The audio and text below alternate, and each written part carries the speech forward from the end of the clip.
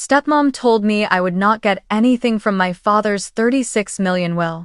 She sat there all happy during the reading of the will, but then the lawyer read one sentence and he smiled. My name is Lana Mason. And if you ever had a happy childhood where every evening was filled with the warmth of bedtime stories, where every step home welcomed you with the scent of your mother's baking and the tight embrace of your father, then maybe you'll understand that what I lost wasn't just a person. I lost an entire world. I used to be Daddy's little princess from the moment I learned to walk until I was 14. He always called me his little light.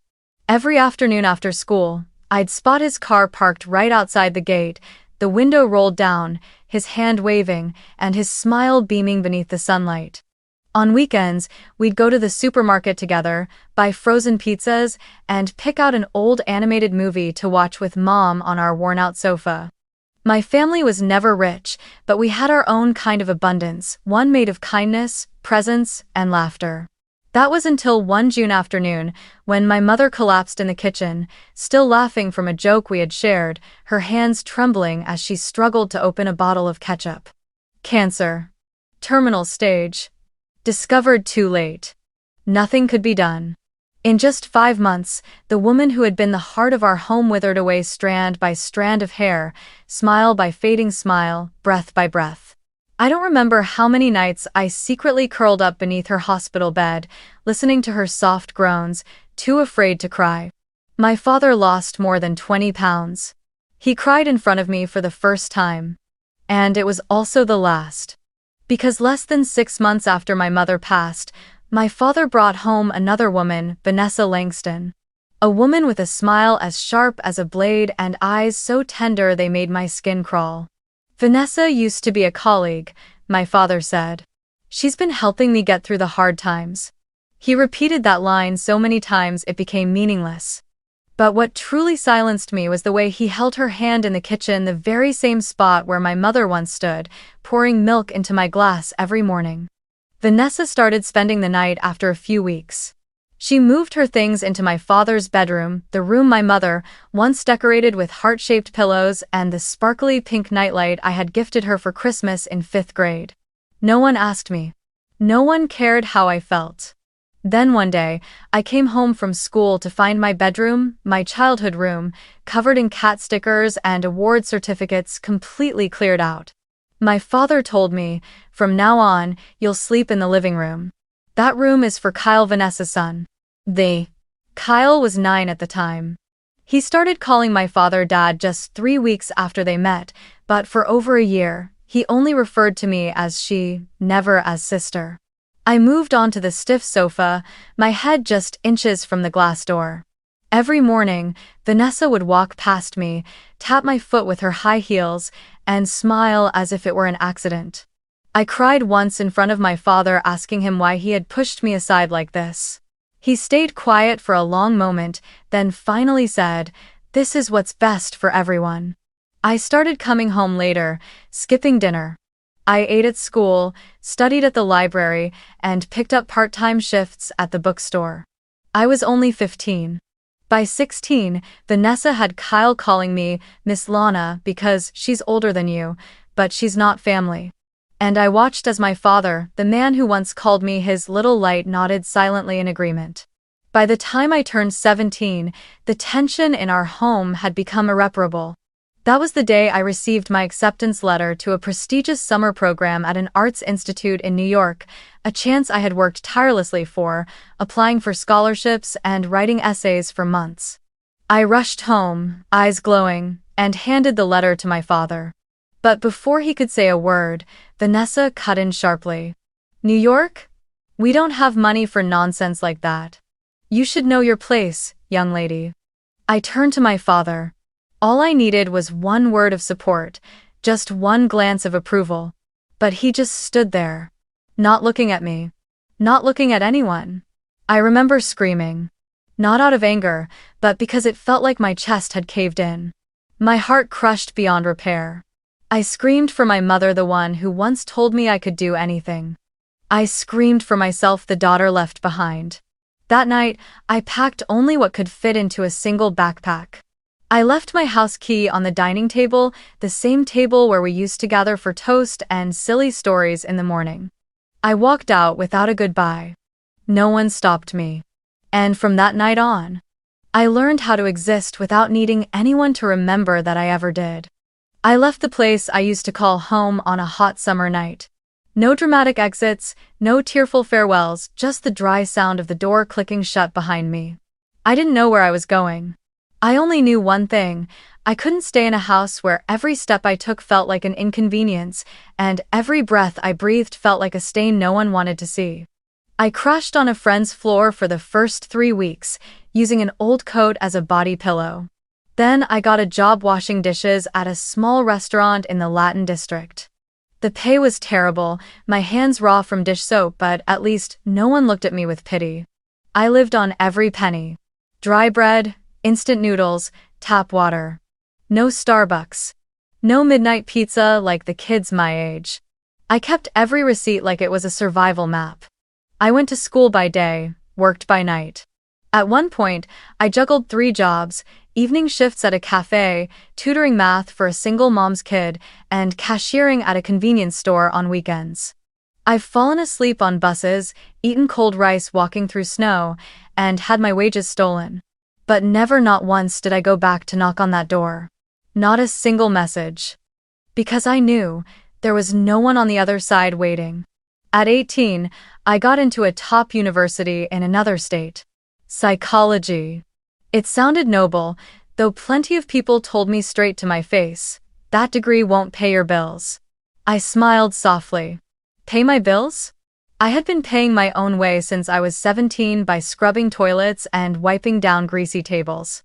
I thought I'd be fine. But truthfully, there were times I wasn't. There were nights I had to choose between buying textbooks or paying the electric bill. During finals, I sat in the library with bloodshot eyes from sleep deprivation, my hands trembling from hunger. On Thanksgiving, the dorms were empty, everyone gone home, and I lay curled up under my blanket, staring at a blank messaging app. No one checked in. No. "Are you okay?" from Dad. No happy birthday from anyone who used to call themselves my family. During those 6 years, I completely disappeared from their world. And they never once came looking. Every now and then, I would secretly check Vanessa's Instagram, driven by nothing but bitter curiosity. She often posted pictures with Kyle, my father, standing in the background, his hand gently resting on her son's shoulder, as if he had never had a daughter before. There were photos of giant birthday cakes, golden beach vacations, and captions so polished they cut. "Family is where there's a loving husband and a hard-working son. So proud of Kyle, the only child I've ever needed." I used to take screenshots of those captions, not to do anything with them, just to remind myself to never forget what it felt like to be erased so completely. Strangely, the more I was excluded, the more determined I became to live with integrity. Not to prove anything to them, but because I didn't want to become like them. I held on to the values my mother once taught me: gratitude, honesty, never using hate as revenge. I enrolled in community counseling courses, worked as a research assistant for a professor, wrote articles for the student journal. I didn't have much, but I had something they never gave me: a belief in myself. By my final year of college, I was awarded a full scholarship for a master's research program. On graduation day, I did something even I couldn't fully explain. After years of silence, after being forgotten time and time again, I typed out my father's old email address and hit send. It was just a simple invitation. No bitterness, no accusations, just: "My graduation will be held at 9 a.m. this Saturday at the main auditorium. If you're free, it would mean a lot to see you there." I read that sentence over and over before sending it. Not to revise it, but to ask myself, what am I doing? Sending this to someone who chose to disappear from my life? To the man who let me sleep on the couch to make room for his new wife's son? But there was still a part of me, weak, foolish, that hoped, just a little, that maybe he'd show up unexpectedly. That he'd stand at the back of the auditorium and wave, like he used to when I was a little girl waiting at the school gate. That even if it was just a glance in the crowd, I'd know he hadn't completely forgotten me. That morning, I wore my deep blue graduation gown the color of psychology. I did my own makeup, took the bus alone. All around me, students were surrounded by family mothers holding bouquets, fathers taking photos, little siblings holding signs that said, "Congratulations, sis." I had no one. I stood alone in the sunny courtyard, clutching my diploma as if it were the only friend that had never left me. I still looked around, still silently hoped, but he didn't come. I walked onto the stage to receive my degree, bowed, and stepped down like a shadow passing through light. That evening, I opened Instagram, out of old habit. And like a cold slap to the face, the first post I saw was from Vanessa, my stepmother. The photo showed Kyle standing next to a gleaming white Range Rover, key in hand, grinning from ear to ear. And beneath it, a caption that felt like someone had crushed my ribs with their bare hands. "From Dad to my smart boy Kyle, always proud of you. Happy 18th, son." The day I graduated was also Kyle's birthday, and my father, the same man who had received my invitation, said nothing. No reply, no acknowledgement. But he still went, just not to me. He went somewhere else. Gave a gift I had never even dared to dream of. A car, a recognition, a hug, a word of pride, none of it for me. I sat frozen in my tiny rental room, the flickering fluorescent light above trembling like the hollow part of me. I didn't cry, there were no more tears left. Just an emptiness, steady and quiet, that seeped into every inch of me. An emptiness called acceptance. I accepted that some people who once gave us life, can learn to feel nothing for us. They can choose to erase memories. Choose to start over. Choose a new child, a new life in which we never existed. I took down my graduation photo from my profile. Not because I was ashamed, but because I didn't need anyone to see it anymore. I saw it, I was there. I rose from the rubble of memory and finished what my father once called a fantasy. That was enough. A few weeks later, I overheard an old friend say, "Kyle went live when he got the car." Tons of people watched. Mr. Mason even left a touching message. It made some cry. I smiled. Not because it made me happy, but because I finally saw everything clearly. That was the final cut. Not because I was weak, but because I had held on too long to a version of someone who no longer existed. The father I once loved was gone. The man standing in his place was just the echo of a choice to erase me from his life. That night, I pulled out a small wooden box from under my bed, the place I kept the things that meant the most. Photos of Mom, a handwritten letter she gave me when I was 10, and a brown notebook where I once scribbled my childhood dreams. I flipped to the first page. There it was, a line I wrote back in 6th grade. "One day, I'll grow up and do something to make Mom proud." I touched the ink with my fingertips. And for the first time in years, I cried. Not because I had been abandoned, but because I realized I had kept my promise. Without anyone's validation, without flowers, without a father. I had grown up. And I had not become like them. That afternoon, it rained. A cold, steady kind of rain, like someone slowly pouring sadness over the rooftops. I was in my office, rinsing out an old coffee mug, my hands still soapy, when the phone rang. An unfamiliar number from my old state. I almost didn't pick up. Over the years, I had learned to let things go unanswered.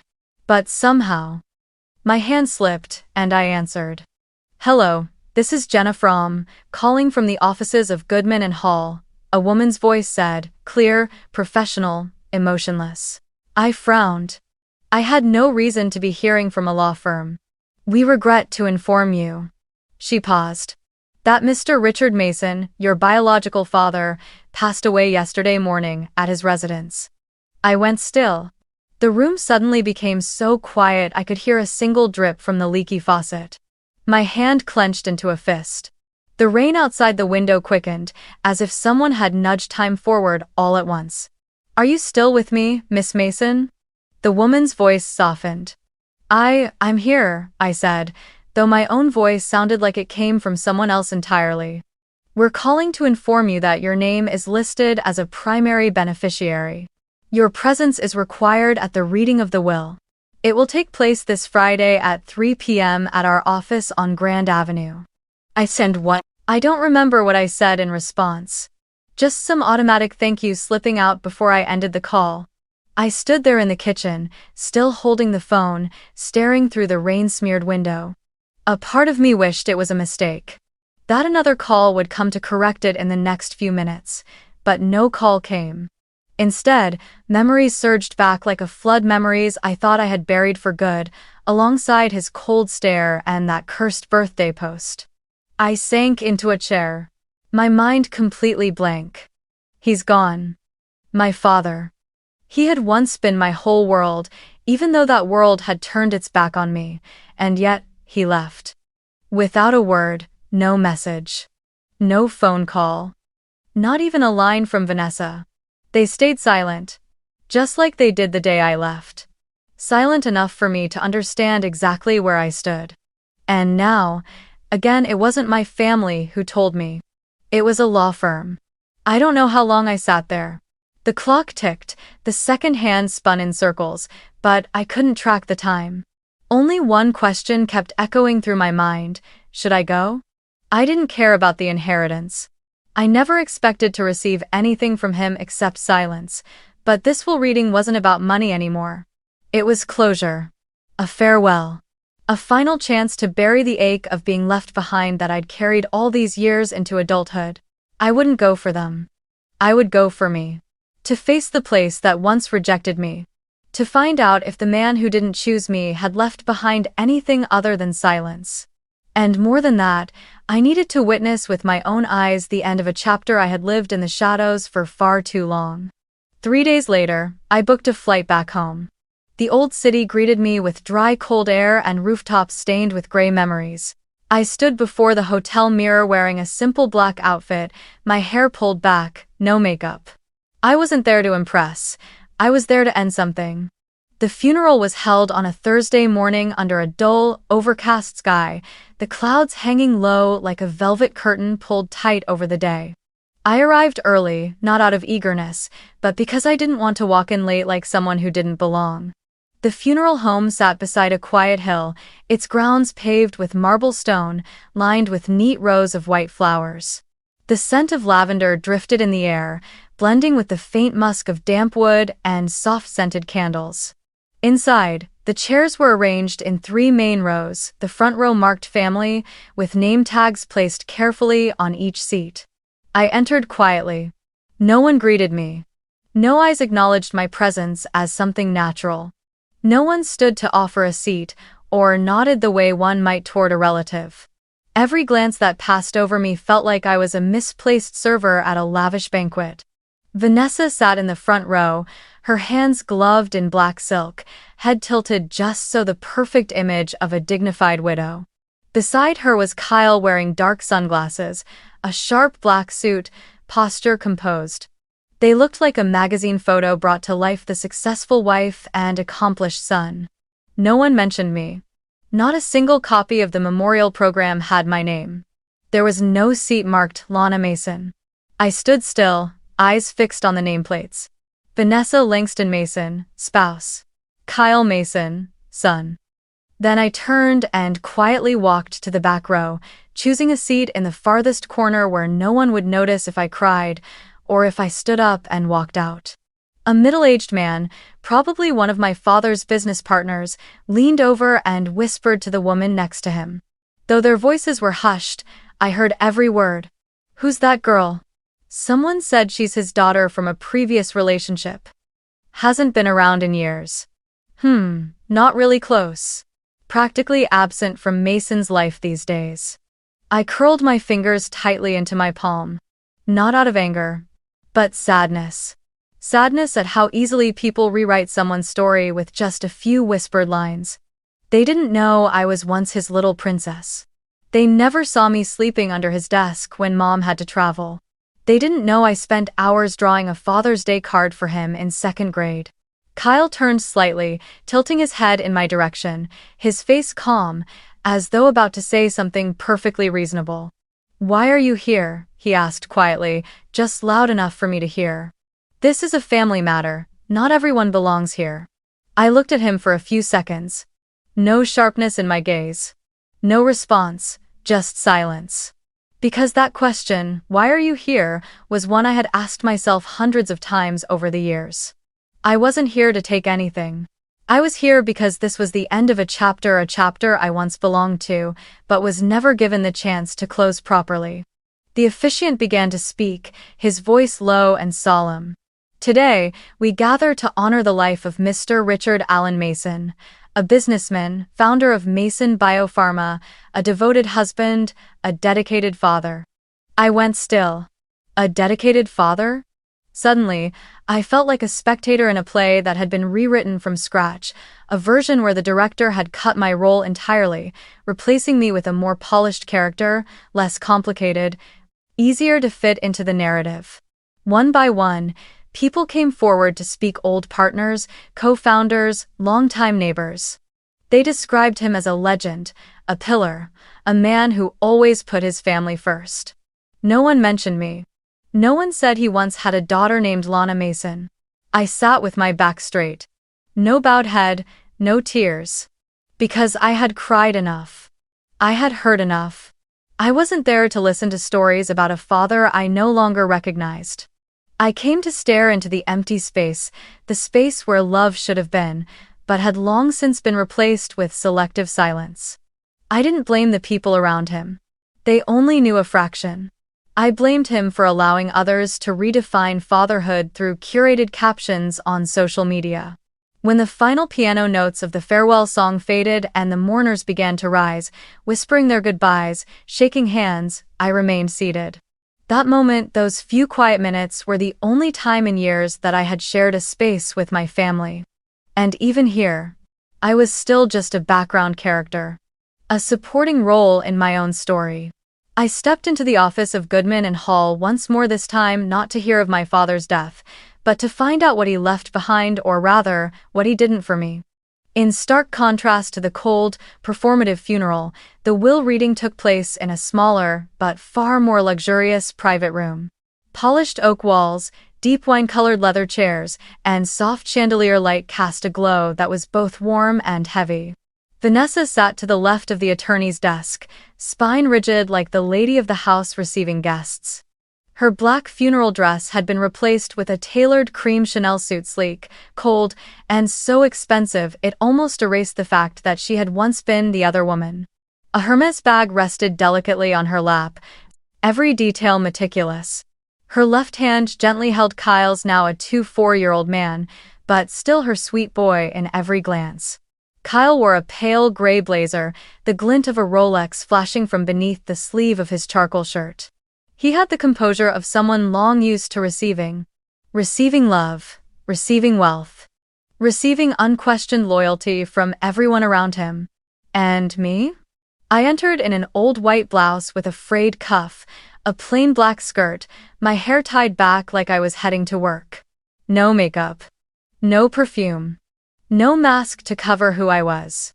Attorney William Crane invited everyone to take their seats. I chose one slightly off to the side, not close enough to pretend I belonged, but not far enough to be invisible. I hadn't come to draw near to anything that was never meant for me. "We'll begin," Mr. Crane said, placing his hand on a thick folder embossed with Richard A. Mason's name in formal black ink. "This is the last will and testament, drafted on the 28th of December of last year, legally signed and notarized, and reflects the final wishes of Mr. Richard Mason." I gave a faint nod. Vanessa showed no reaction except for crossing her legs and adjusting the silk scarf around her neck. Kyle raised his brows slightly, hand resting on his chin, his gaze locked on the folder like someone who already knew what was inside. First, the attorney read, his tone measured and calm.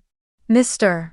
Richard Mason bequeaths the Palm Beach property, including full ownership of the land, all furnishings, and future rental income, to his son Kyle Langston Mason." Kyle gave a small nod. He didn't smile, but his eyes gleamed with quiet satisfaction. "In addition, Mr. Crane continued, Kyle will receive a cash inheritance of $300,000 to be transferred from Mr. Mason's private investment account within 90 days of probate completion. Vanessa gently squeezed her son's hand and leaned in to whisper too softly for me to hear, but I could guess the words. Something like, "I told you so," or, "It's all yours." The kind of language spoken by someone who's always believed they're exactly where they belong in the grand design. I remained silent. My hands folded tightly in my lap, my eyes fixed on a small scratch in the polished wood of the table. No one in that room looked in my direction. They moved through the reading as if I didn't exist cleanly, efficiently, without pretense. "Next," the lawyer said, turning the page, "to Mrs. Vanessa Langston Mason, the current legal spouse of Mr.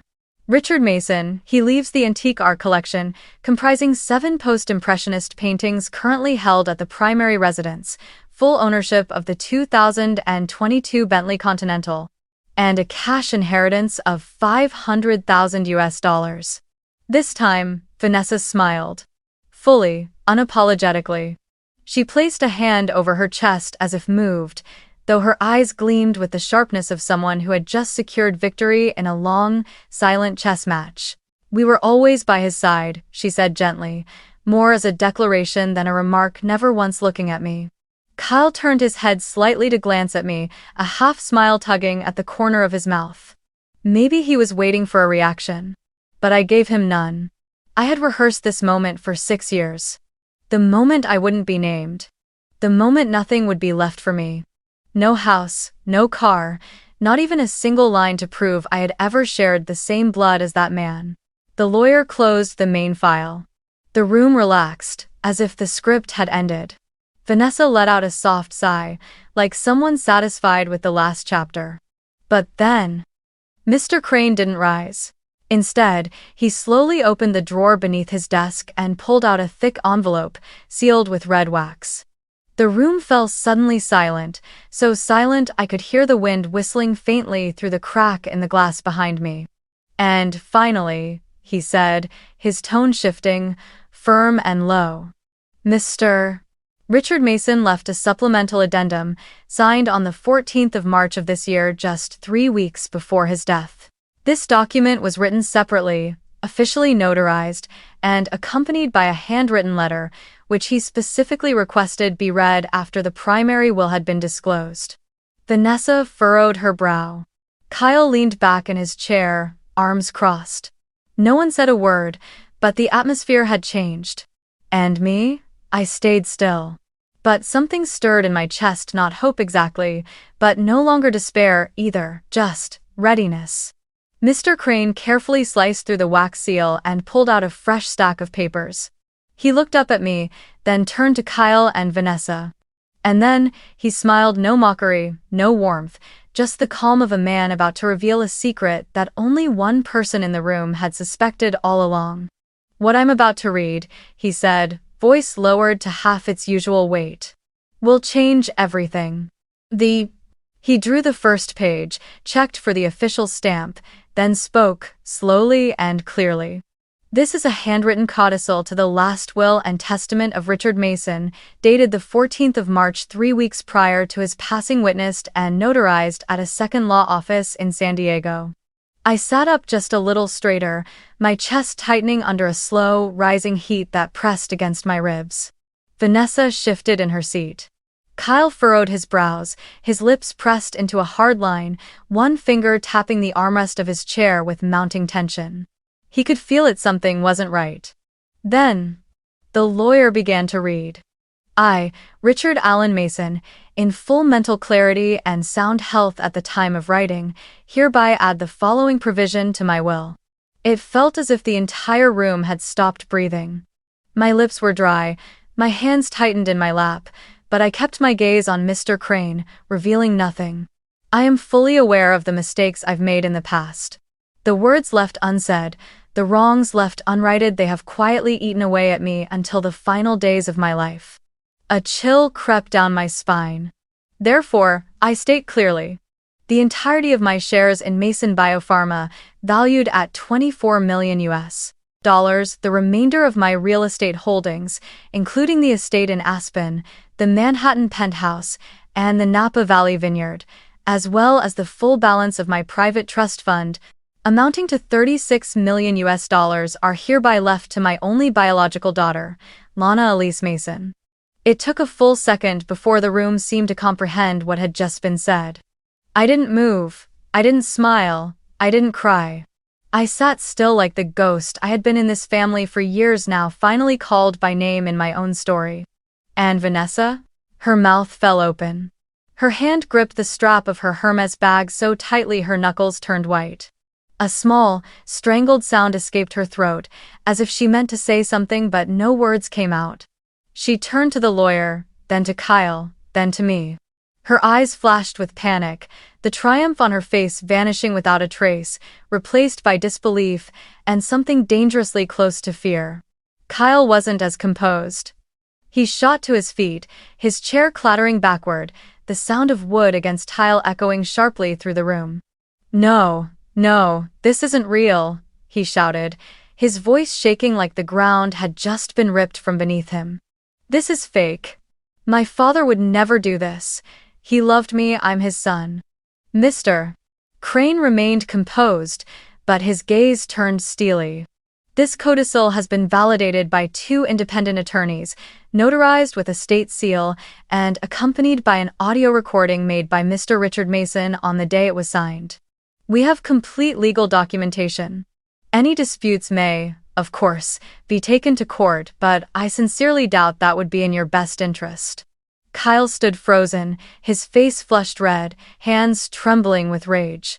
Vanessa reached for his arm, trying to pull him back down, but even she couldn't hide her panic. Her silk scarf had slipped slightly to one side. A loose strand of hair fell across her forehead. For the first time since I walked into this room, she no longer looked like a symbol of control and power but a woman completely unmoored. And me? I remained still, no tears, no sighs, no shaking. Because I knew. This wasn't my victory. This was his final attempt to set things right, a man who once shattered me, but perhaps, in his last days, was clear-minded enough to lay a brick of truth before the door he once slammed shut. Mr. Goodman gently closed the final pages of the will, then leaned forward to unzip a leather portfolio beside him. "There's one more thing, Miss Mason," he said, turning his eyes to me. His voice was slower now, careful, as though he feared any sudden sound might snap the tension hanging thick in the room. "Before his death, your father asked us to record a video message. He wanted to say goodbye, in his own words." The room fell completely silent. Vanessa furrowed her brows. Kyle folded his arms and shook his head in irritation. I sat up straight, gripping the edge of my chair so tightly my knuckles ached. Mr. Goodman gave a nod to his assistant. The screen lit up, showing a softly blurred frame. The corners glowed with an overexposed white, and at the center sat an old man in a hospital room, washed in sterile light. An IV line hung from his left arm. His face was thin, worn down by illness, but his eyes, the eyes were still there. The same eyes that once held me steady as I learned to walk, the same ones that taught me how to ride a bike, that sat beside me at the piano where he and Mom used to play back when she was alive. I don't remember when I started crying, only that my chest felt like it had been scooped hollow, empty, and yet overflowing with everything unsaid. On the screen, my father took a shallow breath, then smiled faintly. His voice was hoarse from sickness, but every word landed clear and deliberate. "Lana, if you're watching this, it means I'm already gone. And this is the last thing I get to say to you." I tightened my grip on the chair. My eyes didn't leave the screen. I know, I was wrong. From the day your mother passed, I couldn't handle the emptiness. Instead of facing that pain with you, I tried to fill it with someone new, with a new life, and in doing that, I left you behind. He paused, his eyes lowered. In the background, the soft beep of a heart monitor ticked like a countdown. I saw you leaving that day, dragging your suitcase across the tiles. I wanted to run after you, but I turned away, like a coward. A tear slid down my cheek. Across the room, Vanessa sat frozen, her eyes locked on the screen. Her face no longer proud, just shaken. Kyle mumbled under his breath, "This isn't real, this has to be fake." But no one responded. My father continued, "You don't have to forgive me. I'm not asking for that. Only that, if you choose, I've left you what I have as a way to give you the power to decide how this chapter ends." 9 Off Dora. My chest tightened. My daughter. You are stronger than anyone I've ever known. You've lived alone, grown, endured, without anyone to guide you. I watched you from afar. I saw you graduate. I saw your name honored on your university's website. And each time, I felt myself shrink a little, not from pride, but from regret. He gave a weary smile, pressing his hand to his chest. I let you walk through your youth without a single word of recognition. And now, if you're willing, I want you to turn this inheritance into something meaningful. Not for me. Not for the family. Just for you. I don't remember when my head sank forward. Everything blurred before my eyes, just like the final frame of the video where my father looked straight into the lens, pressed his lips together, and whispered, "I love you." I may be late, but that love never left. The screen faded to black. Silence settled over the room like a thick, heavy blanket covering every soul present. "Mr." Crane reached forward, adjusted the volume knob, and said calmly, "This recording was made at Cedars Sinai Medical Center, witnessed by 2 nurses, an independent clinical psychologist, and certified with full documentation of Mr. Richard Mason's cognitive clarity at the time of filming." Kyle was nearly unhinged. He shouted. No, he was sick. He didn't know what he was saying. "I'll have it investigated. I'll take this to the Supreme Court." Vanessa didn't stop him. She was lost in her own quiet storm of tears, tears that may have come from regret, from heartbreak, or maybe just the bitter sting of defeat. The attorney reached silently into his briefcase, placed a thick folder on the table. "These are the full medical records, neurological assessments, and signed statements from 3 attending specialists. All fully legal, fully valid. We are prepared to defend them at any level of court." I no longer looked at Kyle. I no longer looked at Vanessa. I just sat there surrounded by a strange, solemn stillness. As if some part of me had just been summoned home, reclaimed, returned to where it always should have been. Inside me, there was no anger, no blame, only a quiet sorrow. Like the air after rain leaving behind the scent of wet earth, and the first glimmer of light. I stood up and gave a small nod to the attorney. There was nothing more I needed. No further recognition. I had heard enough. And for the first time in my life, I no longer felt like a stranger in my own story. 1 year later. The California sky was clear and bright on an early spring morning. On the campus of Stanford University, where I had once graduated on a full scholarship, a new bronze plaque stood tall in front of the psychology department building. It read, "The Elise Foundation, for daughters who were forgotten." It was the first day of operation for the scholarship fund named after my mother, Elise Hamilton Mason. The foundation would cover tuition and living expenses for girls who had lost their parents or had been abandoned by their families. Girls like I once was forced to walk through a life they should never have faced alone. I didn't speak at the opening ceremony. No long speech. No cameras, no media coverage. Just students sitting quietly under the trees, listening to the sound of a piano playing Claire de Lune performed by a freshman. The same piece my mother used to play every morning when I was small. At the same time, in a courtroom in Los Angeles, the final appeal filed by Vanessa and Kyle was officially dismissed. The court ruled that the will was entirely legal, with no evidence of coercion or psychological manipulation. I didn't attend the hearing. I didn't care who testified, who cried, or who walked out in silence. Because I knew the truth needs no defenders. It stands on its own.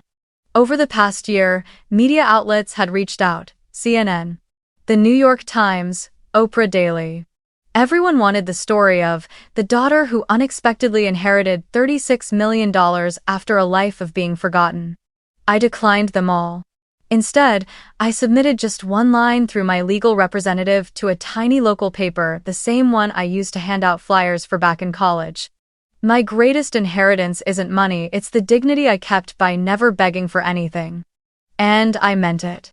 No one knew, and no one needed to know that the night before the will reading, I had sat alone at the Santa Monica Pier, the wind biting cold, clutching my father's handwritten letter, reading it over and over like a child, learning how to read for the first time.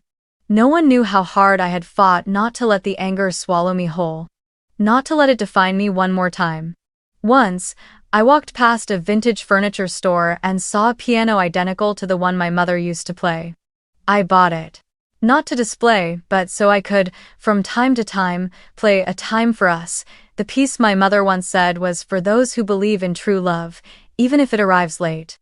And there's one more thing no one knows. I never moved into the Aspen estate my father left behind. I donated it, turned it into a mental health recovery center for adolescents who had experienced abuse in their families. The center is called Lantern House because not all homes have light. Because I understand now not every house is a home. But every child deserves a place to begin again. I haven't seen Vanessa or Kyle since the day of the will reading. I don't know how they're living, where they are, or whether they've changed. And honestly, I don't care anymore. Because my journey was never about revenge. It was about returning. To myself. To the little girl who was pushed out of her room. To the young woman who waited for a father's congratulations. To the woman I'm becoming who no longer needs anyone's validation because I've chosen to love myself. And as my mother once wrote in the old notebook she kept by her bedside, live in a way that, in the end, your heart stays soft, but your back stays strong. Thank you for listening to my story. If it touched you in any way, feel free to share your own in the comments and don't forget to subscribe and turn on the notification bell to join us in the next story.